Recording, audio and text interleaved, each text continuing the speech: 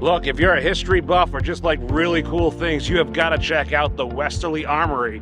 Where else? In Westerly. One of Rhode Island's 18 historic armories, the current structure, which opened in 1901, replaced a wood-framed armory on Main Street, which burned in 1899. If armories are considered living historical museums, then Roberta Mudge Humble could be considered the armory's best friend.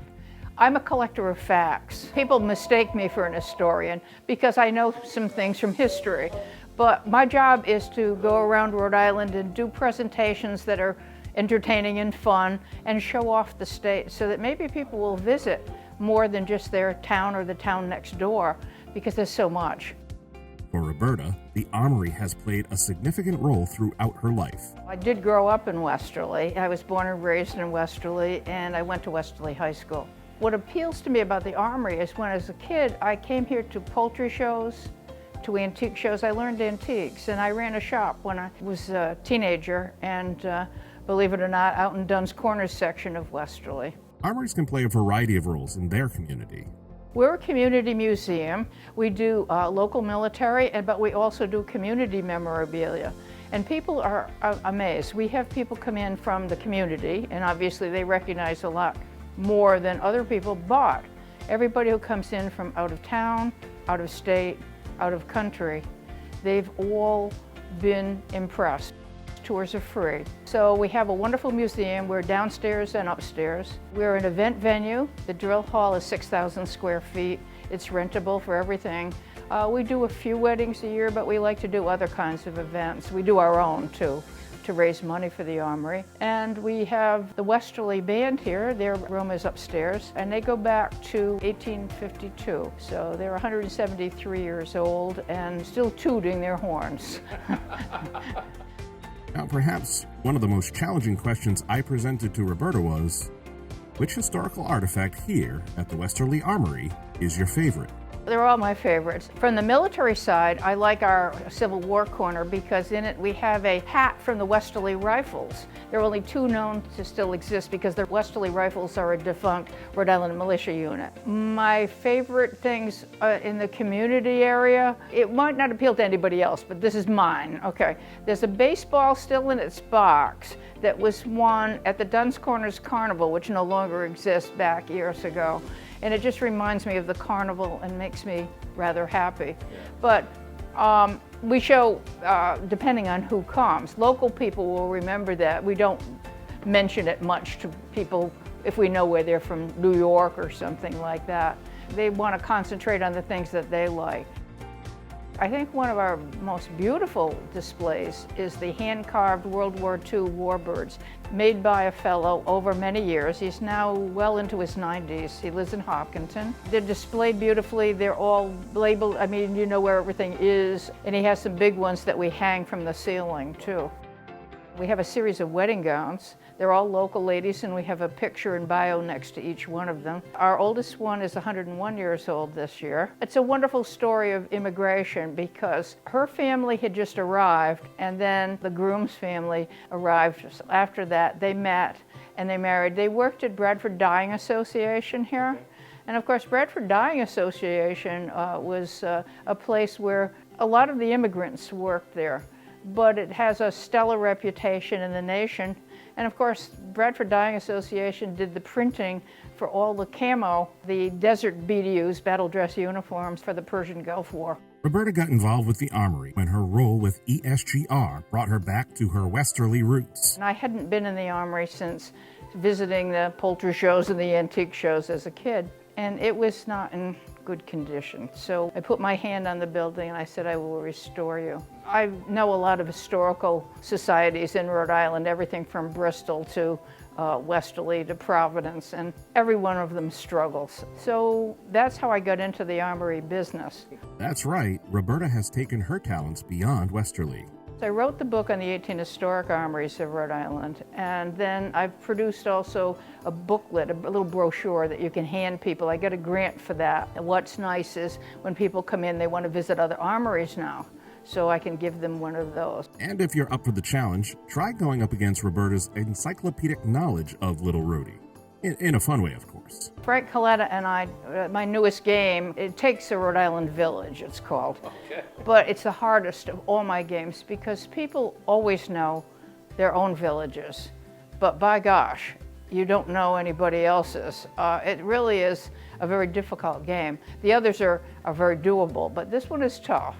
So what does it mean to Roberta when she hears of people being inspired to visit the Armory or take a deeper dive into their history? It means a whole lot because armories are veterans. They represent the military history of Rhode Island. Look at them. Look what they do. The Westerly Armory will be 125 years old in 2026. My big worry right now is the Great Providence Armory, aka Cranston Street Armory. It was also designed by William R. Walker and Son Architect as the Westerly, the Pawtucket, the Woonsocket, and several others. What are they going to do with it? I had suggested, why don't they put the state archives in it? Why don't they put the Rhode Island Historical Society in it? Because that's part of our history. It's a big part of our history in Rhode Island. And that neighborhood, the West Broadway Neighborhood Association, I'm a member of that, by the way, for that reason, because they do a very good job with the area. The houses are beautiful there. Roberta also has some unique, world-class antique furnishings in her home.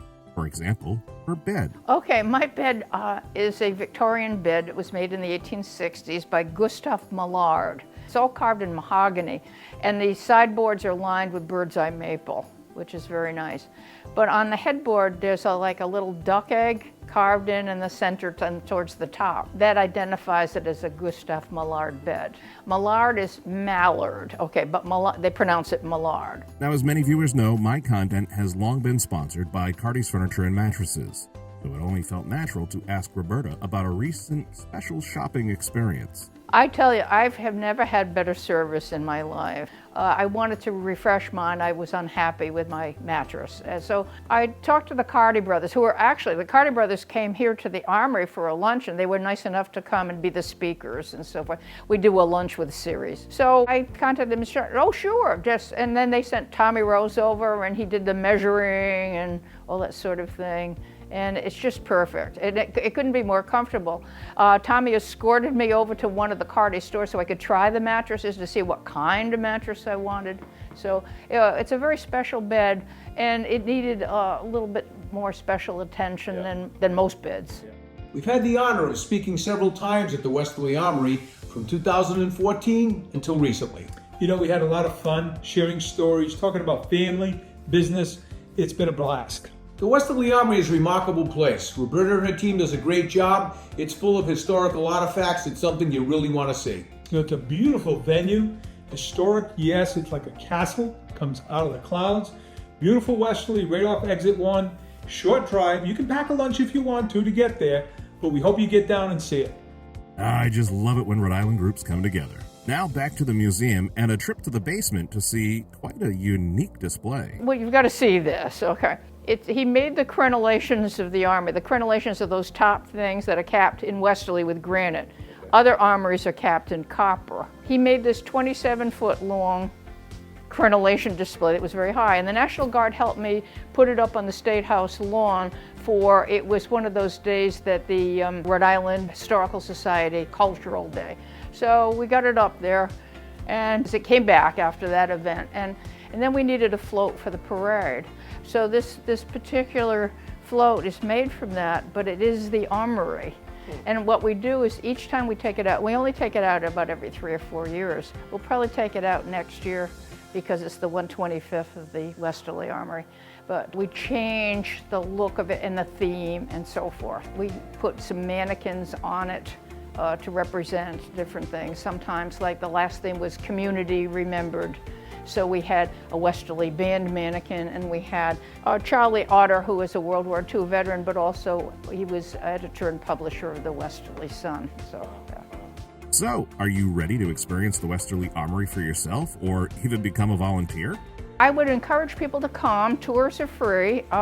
We tend to use the side door for everyday purposes. For events, we open the big doors, but come in the side door on Railroad Avenue, and we'd love to have you. We really enjoy having people, and we'd like to be open more often than Monday and Thursday, but right now that's it, and for events, obviously. Yeah. We have a website, westerlyarmory.com, which is easy enough to remember, and we have everything on there, from rental applications, membership, of course we have our hours on there, and so on. We would love to have some volunteers, and you can do simple things. You can do routine things like even dusting windowsills. Don't laugh. We have a lot of windowsills. Sure. Because when we put lights in, the Christmas lights in the windows, the little candles, I think they're at 96. Okay. So there's a lot of windowsills. But we would love to have them, and we need some docents to help. You could learn how to do the museum tour. It's relatively easy because you're not going to go through every piece. You just highlight, and then people can go back and look at all the rest of it, because we're sort of chock block full here. You probably noticed that. There's a lot of stuff. That's a lot. Go online to learn more about the Westerly Armory by visiting westerlyarmory.org.